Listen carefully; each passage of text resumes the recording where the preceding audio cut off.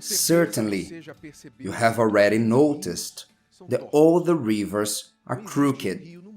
There's no river in the world that goes on a straight line. All the rivers are crooked. Why?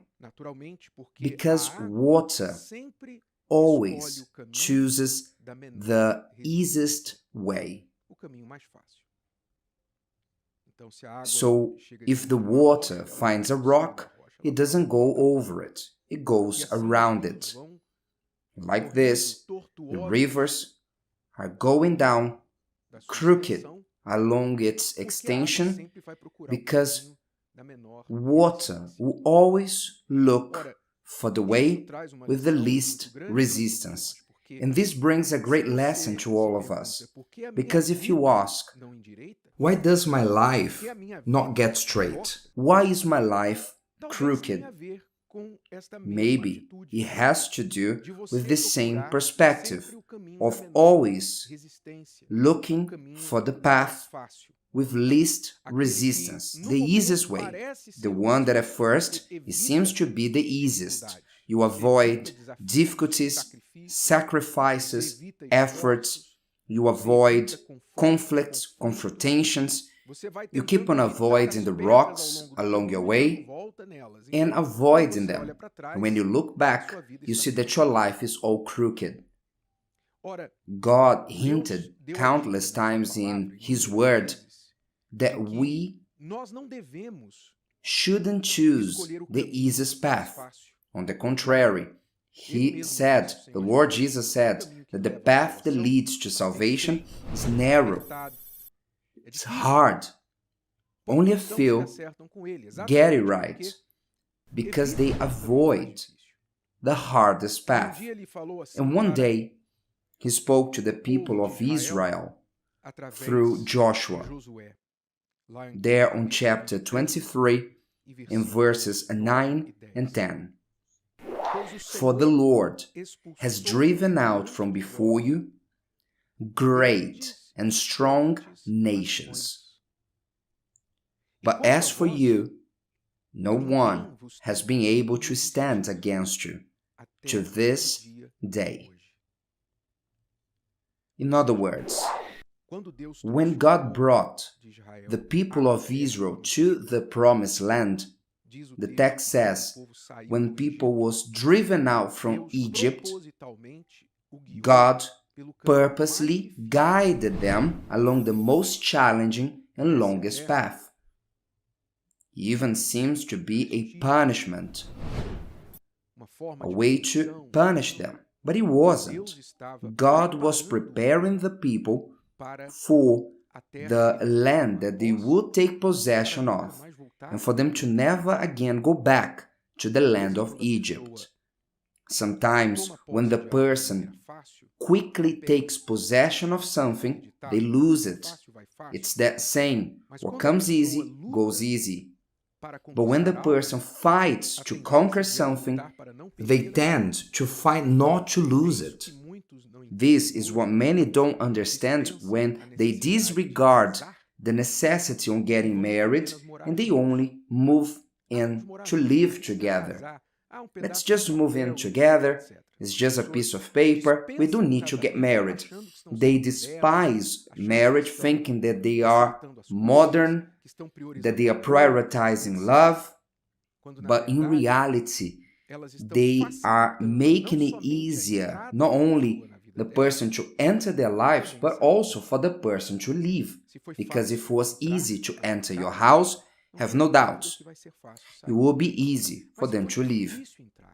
But if it was hard, if the young man had to introduce himself to your family, show respect to you when he was dating you, he had to wait until after marriage to take you to bed. If it was hard, if publicly he committed before his family, friends, to get married with you, be certain, when a problem comes in the marriage, the odds of you trying to solve these problems instead of taking the first exit and running away will be way greater. More we fight for something, more we value it. So God, knowing this, took the people through the hardest way. So when they conquered the promised land, they would value it. You see, the people of Israel, they value the promised land so much that until today they fight for it. They fight for a piece of land. And after centuries away from the land of Israel, 1940, they went back to the land of Israel and they have retaken the nation of Israel. And this is the first time that this happened in human history. People to stay for so long away from the place and they to retake it. But why these people love this land so much? Because it was a promise of God and was conquered with so much struggle and bloodshed. So the more you fight for something, the more you value it. That's why you can't follow the paths of the waters, the path of least resistance, because you have a promise from God that guarantees that no one will be able to resist you every day of your life. There's a promise. So you should resist evil. Resist evil. Don't resist good. What is good? At times it's hard to conquer it. It's hard to take possession of it. Evil presents itself at times as the easiest way. It's easier to go in, but at times there's no exit. But the path that leads to a good life, a life of success, is harder to conquer it, but leads you for blessings, salvation, and to God. That's why Joshua said, "One man of you shall chase 1,000, for the Lord your God is he who fights for you, as he promised you. No one has resisted you to this day." In other words, don't draw back. Don't deviate from it. What God gave us as promise, let's go towards it. We're going to take possession of it regardless of who stands on our way. We won't stop on conquering because of resistance. And you see, when Joshua entered the promised land, they faced the walls of Jericho, a fortress that nobody could enter. He didn't say, "Listen, let's forget about it, it's too hard to enter, let's try a smaller city." No, the first city, what did he do?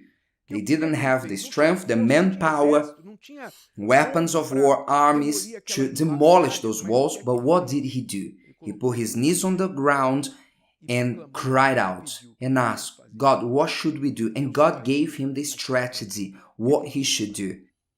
And they went to surround for 30 times for 4 days the walls, they blew the trumpets, and God fulfilled his word in the life of Joshua and all the people of Israel. They didn't turn back and forgot about it and left Jericho on the side because it was too big, too hard, walls that nobody could enter. They persevered on the conquest of the promised land. Aren't you choosing the easiest way, and that's why your life is all crooked? Instead of you facing the problems, have you been running away from it and becoming a fugitive on earth? Everything that you put your hand to do, don't you finish? Do you give up when facing relationship problems? When you lose money in business and you don't see the result you expect and you are quick to say, "This is not what I want"? Do you give up on the faith? You give up. You promise that you're going to keep in faith, and when you sin, you abandon the faith. I wonder if your life is crooked because you are always choosing the path of least resistance. The path of faith is the path that resists even the devil. Yes, as is written, submit yourself to God and resist the devil, and he will flee from you. When you subject yourself to God, when you are allied with God, even Satan himself can come against you. You're going to face him, you're going to stare him in the eyes and say, "Get out of my way.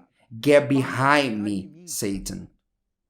And you have to leave, because who is inside of you promised that nobody will be able to resist you all the days of your life. The question is, have you been with God? If today's video helped you and you know someone that could benefit from it, share it with them, and if you haven't subscribed to the channel, you may do so now. See you later.